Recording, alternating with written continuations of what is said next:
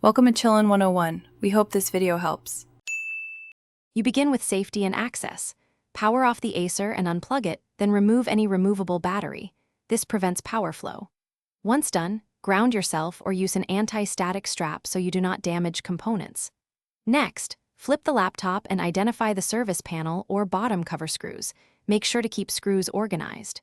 You want direct access to the SSD bay now, so remove the panel carefully and set it and the screws aside for reassembly. You now remove the drive, locate the SSD M.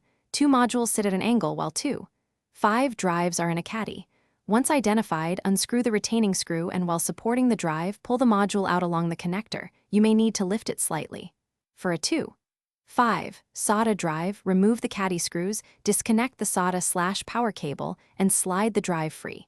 Make sure to handle the SSD by its edges and avoid touching contacts. Keep the screws and bracket safe. Finish by reversing the disassembly. Place the SSD bay cover or bottom panel back, secure all screws, then reinstall the battery and plug in power.